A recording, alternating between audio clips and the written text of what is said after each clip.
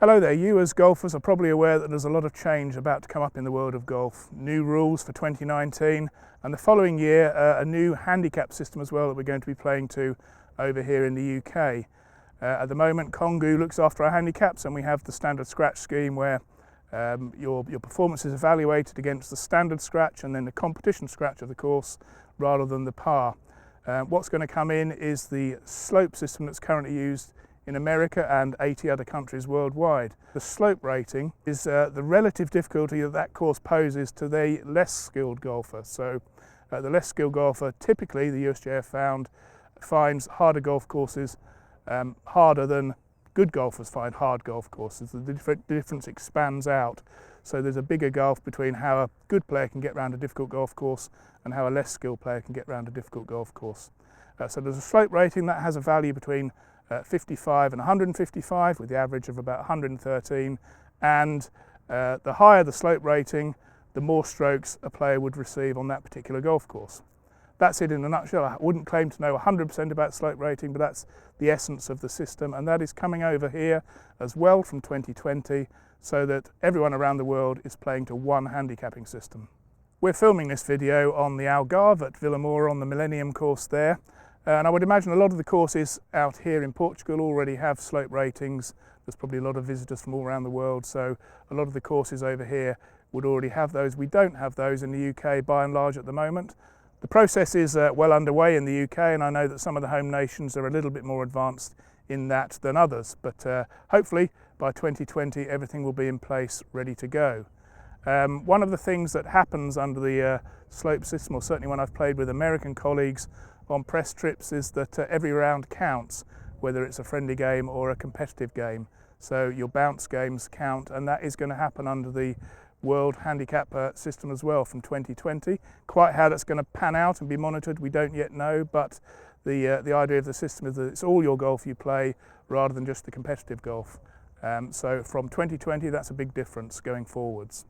Hopefully that will end up with more people having handicaps that are a better reflection of their ability, and one of the ideas of this whole system is to encourage more people to play competitive golf. So more handicaps that reflect true ability, the more people will be encouraged to compete because they think they've got a chance of competing.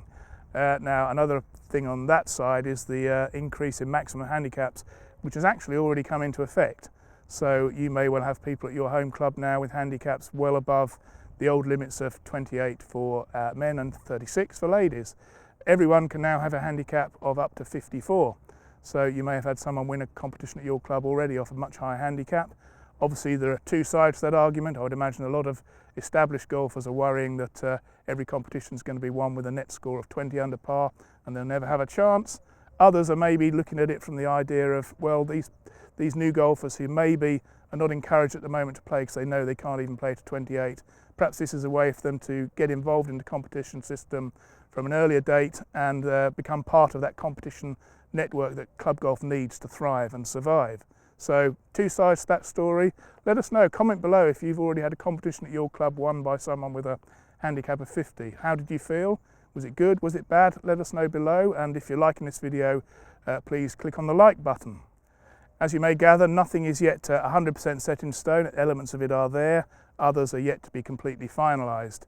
One thing that is definitely going to change is that handicaps are going to be based on a rolling kind of 20-round spell of golf, and it's going to be your best 8 rounds from within that spell that count. So that's going to mean that the days of the 0.1 increase for a bad round are gone from 2020.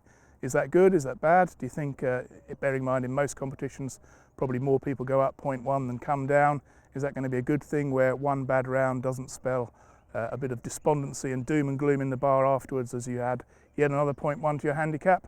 Let us know below what you think of that change.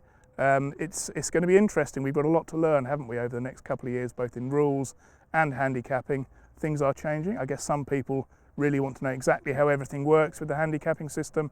Others just let it all wash over them and they shoot their scores, hand their card in, and whatever will be, will be. I think that will continue, but there will be 10%, 20% of golfers who really want to understand exactly how this is all going to work. We can't tell you exactly at the moment, but there will be a weather and abnormal course condition factor added into the mix somewhere. We're not quite sure how that's going to work out yet. That is really what the current system tries to do via the competition scratch score. when the conditions are such that the whole field struggles, the competition scratch should, easy for me to say, I'll try that again, the competition scratch score should reflect that, and when conditions are particularly easy also it should reflect that. I know the system has its lovers and its haters. I personally think that a system that doesn't try to factor in difficulty on the day is flawed, so I've always been very supportive of it. I think you go from one day to the next being the same golfer, but because of course conditions you haven't been able to shoot the same scores. It's not because you become a worse golfer, it's because the conditions on the day were more difficult. So I'm very supportive of that, and it'll be very interesting to see exactly how they decide to factor that into the whole equation. One other thing in this 8 best scores from 20 is there is going to be another element factoring in memory of previous demonstrated ability. Quite what that means remains to be seen. Hopefully the overall aim of getting everyone with handicaps more reflective of their ability is part of that equation there. I suppose one thing to say is handicaps are going to be, because of this 8 best scores out of 20, if you go on a really hot spell or if you go on a really cold spell, your handicap is going to change a lot more frequently than in the past. So it's either bringing in volatility if you want to be on the negative side, or greater responsiveness if you want to view that in a positive side. I think people are going to view that differently. Personally, I think any system that reacts more quickly to sudden improvement, perhaps you had a lesson and suddenly, eureka, you found exactly how to hit the ball and your handicap tumbles down much more quickly under the new system than it would have done under the old system. There's a lot still to be decided. There's a lot for me to get my head around, a lot for you to get your head around, and that will all be revealed over the coming weeks and months. But for now, you've got rules to think about before this. The handicapping will take care of itself in due course. We'll let you know more as and when we find out about it. So keep watching our YouTube channel. We'll update as we go along. If you like this video, please let us know and put your comments below. We want to know, do you think this is bad news, good news? Are you welcoming it with open arms? Are you dreading it? Let us know and we'll try and answer as many of your comments as possible. Thank you for watching. Keep watching and we'll come back with updates as and when we know them.